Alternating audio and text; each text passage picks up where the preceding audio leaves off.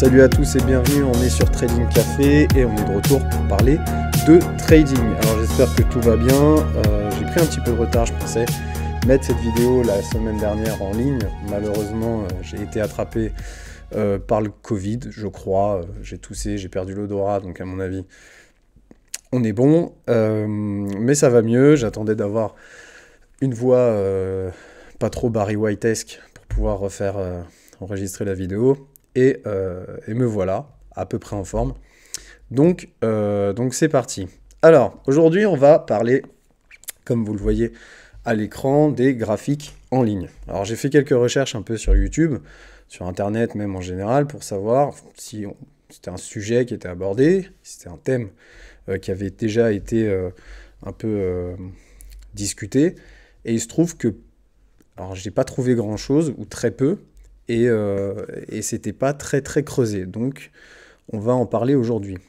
Alors si je vous en parle, c'est parce que moi, vous connaissez mon credo, c'est la simplicité, et que je trouve que le graphique en ligne, pour tout un tas d'applications en trading, ou même de stratégie, ou enfin d'exécution de ces stratégies en trading, c'est une façon de lire les prix et d'afficher les prix qui peut être extrêmement intéressante. Et on va voir ça juste après, dans quelques exemples. Alors avant de commencer, qu'est-ce que c'est que les graphiques en ligne? Graphique en ligne, c'est simple, c'est un affichage des prix par une ligne qui s'arrête au prix de clôture. En gros, vous allez avoir, à chaque clôture de bougie, vous allez avoir le prix. À la bougie d'après, vous allez encore avoir un point qui va se dessiner au prix. Et en fait, chaque prix de clôture va être reconnecté par un trait. Voilà, c'est aussi simple que ça. D'accord ? Alors évidemment, cet aspect très simple a plusieurs avantages, et on va les voir tout de suite. Alors, le premier avantage, c'est que, évidemment, ça enlève tout le bruit de marché. Donc, en gros, toutes les mèches à droite, à gauche, en haut, en bas, etc., que vous allez pouvoir avoir, et qui vont en fait être du bruit. Alors, en fonction des unités de temps, il y en a de moins en moins. Évidemment, si vous êtes en affichage une semaine ou daily, vous allez avoir évidemment, par construction, moins de bruit que si vous êtes en M1 ou M5. Mais quoi qu'il en soit, même en daily, vous allez retirer le tout petit peu de bruit qu'il peut y avoir, vous allez le retirer. D'accord ? Et évidemment, cet avantage grandit en fonction de l'unité de temps dans laquelle vous êtes. Donc là, c'est inversement proportionnel. C'est si vous descendez dans des toutes petites unités de temps, là, la quantité de bruit à enlever est telle que l'avantage de ne plus en avoir augmente. D'accord ? Donc, extrêmement utile sur les toutes petites unités de temps. Évidemment, on va voir aussi qu'il y a des inconvénients, mais cet avantage-là est quand même un avantage pas du tout négligeable. Deuxième avantage, c'est que ça simplifie les tracés. Là, il n'y a plus d'histoire de où est-ce qu'on trace les supports, les résistances, si on les trace, ou les obliques, pardon, j'ai encore un peu de tout. Il n'y a plus de question de savoir si on trace nos obliques sur la pointe des mèches, sur la clôture, entre les deux, il n'y a plus de tout ça. Là, il n'y a pas de mèche. Donc en fait, on va se retrouver uniquement avec des zones qui sont à peu près touchées par les prix de clôture du coup. Et donc là, ça va nous simplifier aussi le tracé des supports, des obliques, de tout ce que vous voulez. D'accord ? Autre avantage, c'est que c'est adapté à toutes les unités de temps. Et comme je l'ai dit juste avant, plus vous allez descendre dans les petites unités de temps, plus le bruit que va enlever cet affichage des prix va être grand. Donc plus vous êtes dans une unité de temps petite, plus le bruit va être supprimé. Maintenant, il faut toujours que ce soit une balance, d'accord ? Si vous êtes à l'aise avec le bruit, il n'y a pas une forte nécessité à ce que vous le supprimiez, parce que vous allez aussi supprimer, évidemment, on va le voir après, dans les inconvénients, les mèches, les conformations de bougies, qui peuvent parfois, souvent, vous servir dans votre trading, et donc, ça peut être un inconvénient. Maintenant, si vous êtes très mauvais et que le bruit de marché vous déstabilise, ça peut être un avantage non négligeable d'enlever le bruit. Voilà. Et enfin, dernier avantage évident, c'est que ça supprime l'aspect psychologique de la couleur des bougies. Alors ça, c'est quelque chose que j'ai découvert via un ami il n'y a pas très longtemps.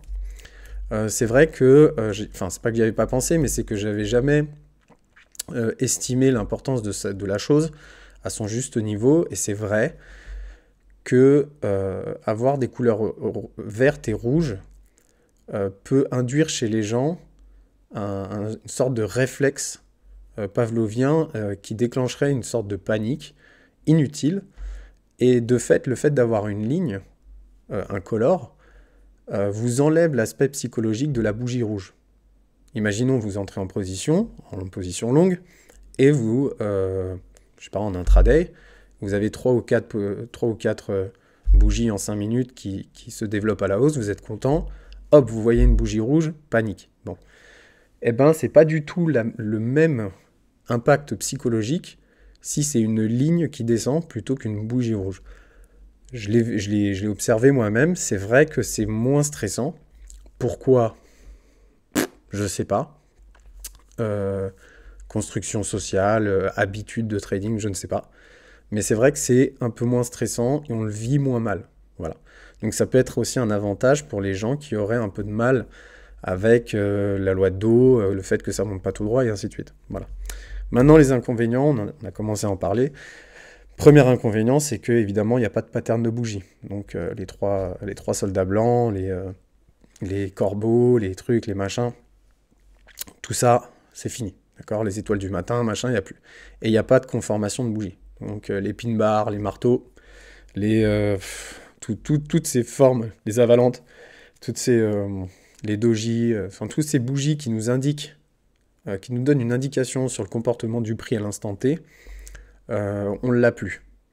D'accord? Là, on est vraiment que sur de la lecture du prix de clôture. Alors ça peut être un inconvénient pour certaines personnes.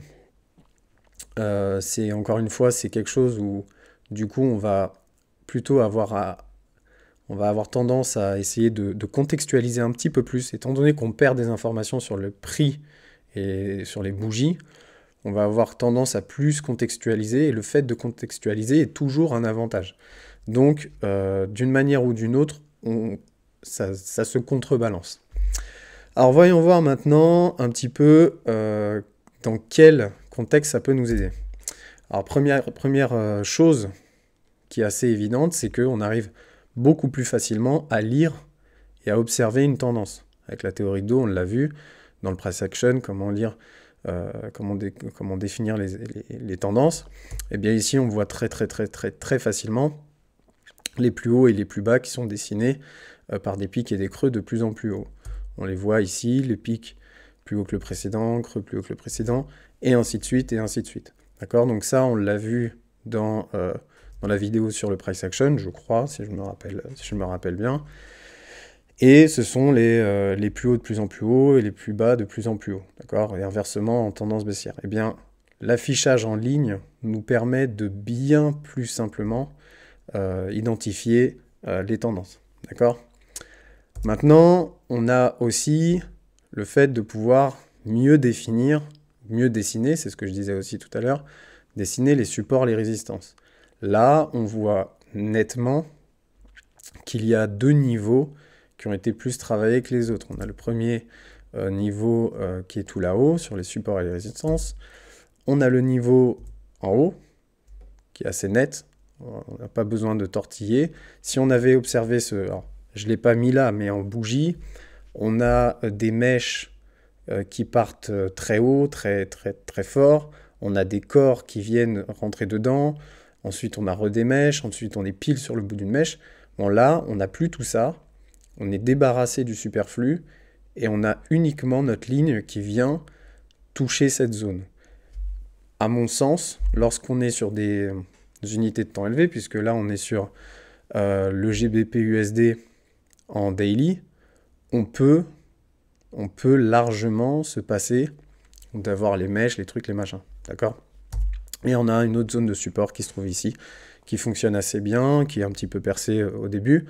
Mais quoi qu'il en soit, pareil, on n'a pas besoin d'avoir les mèches, on n'a pas besoin d'avoir les corps, etc. On voit très bien que ces 2 zones sont clairement définies, sont clairement dessinées sont clairement identifiables à l'œil facilement grâce à cet affichage de prix. D'accord?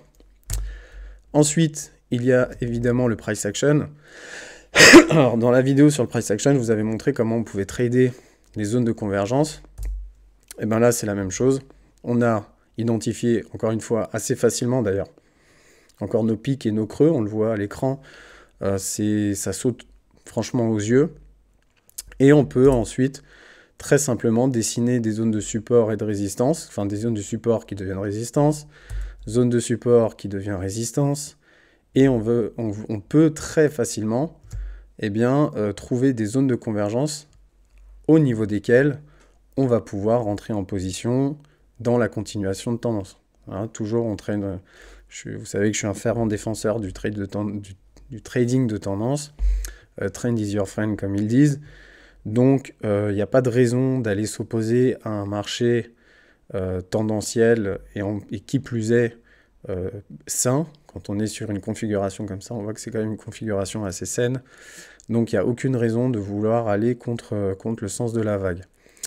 On en avait d'ailleurs d'autres que je n'ai pas dessinées. Il y en avait une entre les deux premiers et une juste en dessous.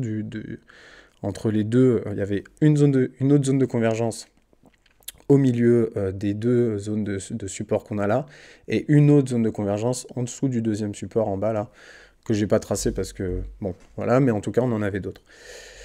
Ensuite, on a le chartisme. Qui est très facilement, qui aide vachement aussi à pouvoir utiliser le graphique en ligne, pardon, qui permet de faciliter aussi l'observation de figures chartistes. On voit que ici, à la fin, on a ce qu'on appelle une épaule tête-épaule inversée. Alors ça, pour la petite anecdote, c'est une position que j'ai prise sur Air Liquide. Alors là, au moment où je fais la vidéo, je crois que je suis en plus-value de 2% à peu près. Mais en gros, on a une épaule tête-épaule inversée. La théorie dit qu'on prend la hauteur entre la ligne de coup qui se trouve à la jointure des trois sommets qu'on a là sur l'épaule tête-épaule inversée, et on réplique la hauteur entre la tête et la ligne de coup. Bon, eh bien, espérons que ça me permette d'y aller, mais quoi qu'il en soit, c'est une position que j'ai prise, dans laquelle je suis engagé, et grâce simplement à ce type de graphique, j'ai pu l'observer facilement. On remarque aussi qu'on peut observer des canaux, des canaux de tendance ascendant, descendant, peu importe, de manière très facile.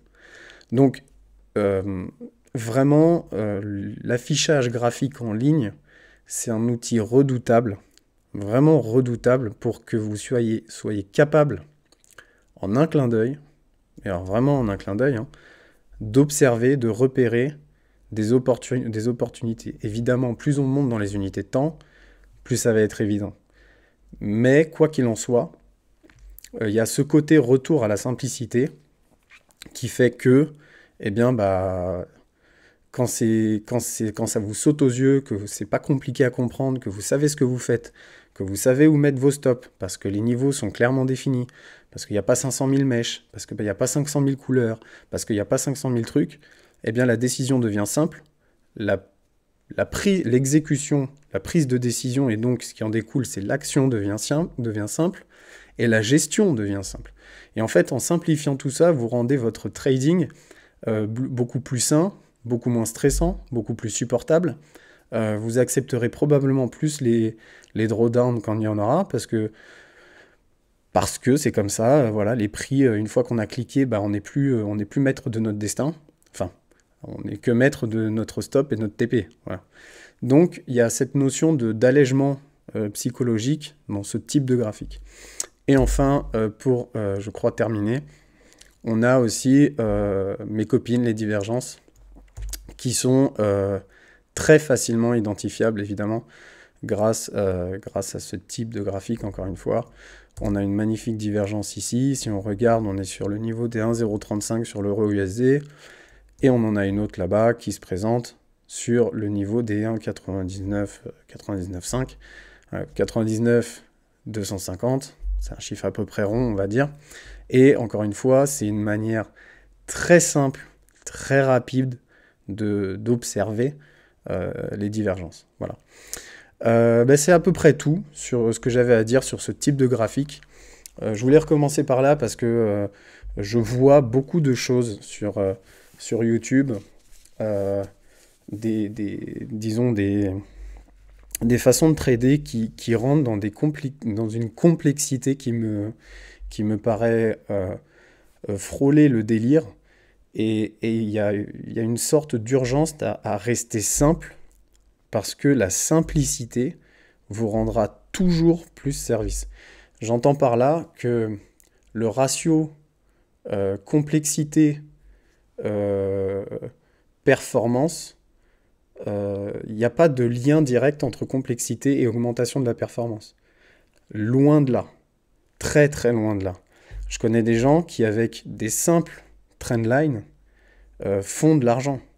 Et il ne faut pas croire que il faut être capable de décortiquer le moindre truc, le moindre mouvement de prix à la microseconde ou en 1 minute, ou les volumes, ou le delta, ou je sais pas quoi, pour faire de l'argent. C'est faux. En fait, il faut se sortir ça de la tête.